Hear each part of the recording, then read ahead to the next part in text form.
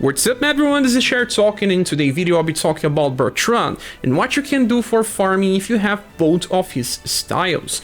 Well, first of all, UDX Bertrand got a buff in global. He is better than his JP counterpart by status and passives.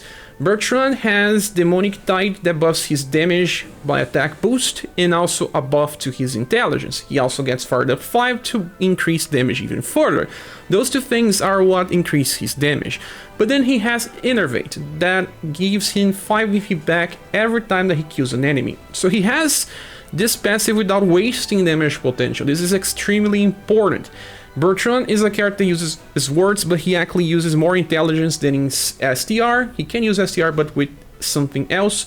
He has a dedicated weapon, this one called Fusion Feather, that was available in an event and will be able to get in the future as well by the weapon shop exchange. With that said, Bertrand was already pretty powerful by himself with his Dry Slot attack. That it's a fast turn 2 attack that has AoE and then a single target attack. And if you kill it 2 different targets, you could get 10 BP back and then use Dry Slot again on the wave number 3.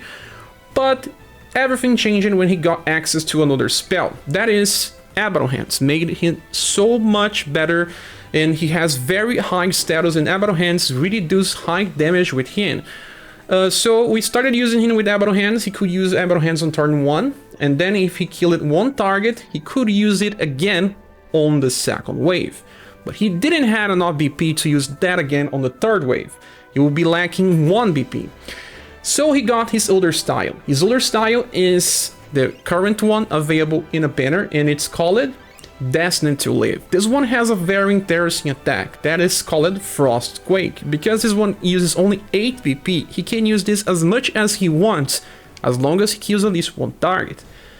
3 BP you get by a turn, you get 5 BP back, so that's the perfect value to keep using an attack. So its B power, it's actually just one more power when compared to Abaddon Hands. It has different elements as well. Here it's Cold and Shadow. So we'll be testing on this video what you can do by inheritance of Frostquake into the UDX Bertrand and how good he is when using this. So first of all, I will find a stage where the enemies are weak to either Cold or Shadow or both. And right now on the story we have one stage that is weak. Stage number 12.1.3 have enemies mixed between having weaknesses to Cold and Shadow. So I told this in my review of Bertrand that he can carry 4 different styles for trainees, since he can clear everything by himself, and that is exactly what we're gonna do right now. And before we go, we need to discuss the formation that I have to use here. It's the Magia Fight one. This is what makes this possible.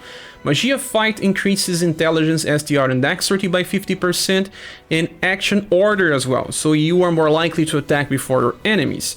Not just that, let's check also the status of Bertrand. Right now I have 154. This is actually the normal cap on the current conquest mode. You can get a little higher if you overcap him, but 154 is enough for the showcase. For equipment, okay, I'm using a full HP stun with his weapon, also using Oxprint Yukata, that you can find as well, Celestial Robe, and for accessory, the Ring of Demise, that is the one that increases intelligence by the most, so it's the perfect equipment for Bertrand. With that said, we'll go now on the stage and see how well he performs. So Bertrand is on the front line of the formation and gets action order up, meaning that hardly any enemy will attack before Bertrand. That's why we are using full HP stun. We did 50,000 damage on the first wave. We'll do a little more against the Crawler because it has even weaker resistance, 55 on average. And because we are killing the enemies, we always get 5 BP back, allowing us to keep using this spell for all waves. And just finish it, 57,000 damage with the current cap in Conquest. This formation is very nice because you can bring 4 trainees like I just said, and it's a replacement for Albert instant Q strategy. Albert will never farm if the enemies are immune to instant Q or if they have too high will.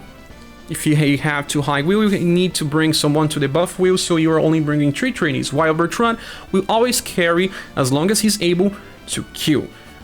Because of such a high power, Bertrand will also allow you to farm daily events without having to bring anyone else besides him. Like Training Cave 10 is having a 5 times Styro experience campaign, you can bring 4 people that you want to get Styro experience and just bring Bertrand and finish all without any difficulty. What's so good about this is that he becomes the be-all and all character for plenty of different things that I'll be showcasing here. There's more. He kills the first wave without any difficulty. Juggernaut is not weak to him, but his power is just so high for current level that he still kills it anyway. And now the Jeep 1 is actually weak to cold damage, so that's why he just finishes with just 1 attack. See, extremely fast. Okay, and what about Big Treasure Hunt? Can he finish it all by himself? Well, spoiler, yes. Well, the first 2 waves are just normal enemies. They would just be deleted by Frostquake. 62,000 now. They have lower status, so that's why.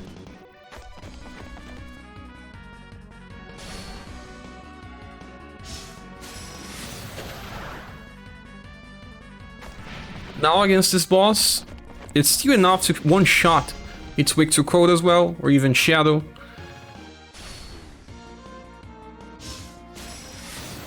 Yeah, 60,000 against this boss. And well, there is yet another daily dungeon, Explore the Forest of Mystery. Well, we can run stage number 10 just easily with him as well, without having to worry about any other character, because the boss is weak to cold. You can even run 10 times to make it faster.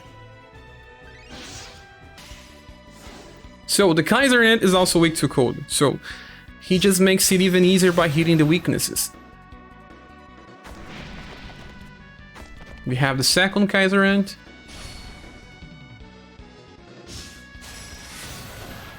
And now the boss. And will he be able to kill it? Let's see. The Pyro Hydra was on so hard. I mean, not totally hard, but some people had to use strategies to kill this on the launch of the game. But now it's just one shot by Bertrand. I know, I just proved it that he is strong. But can he solo Swig Battle Coliseum? Well, he can.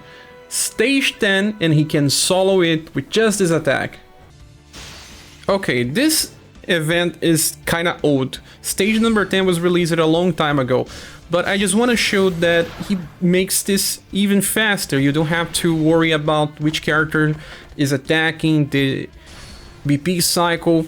There's only one problem. On this wave with this enemy here, it resists both cold and shadow damage. So the people around you have to attack as well. But since he's on the front line and he kills the top enemy, he will always get 5 BP.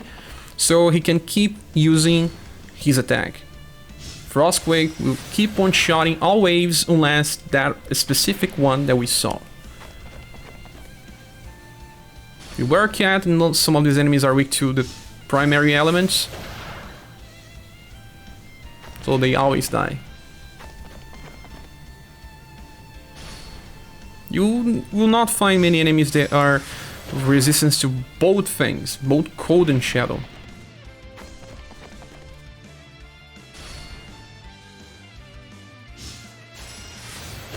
It's a very different combination. Abaddon Hands is shadow and heat, this one is shadow and cold.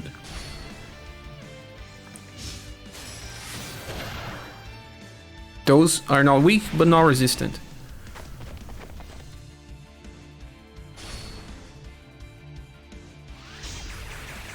Four people combo, that's a little overkill.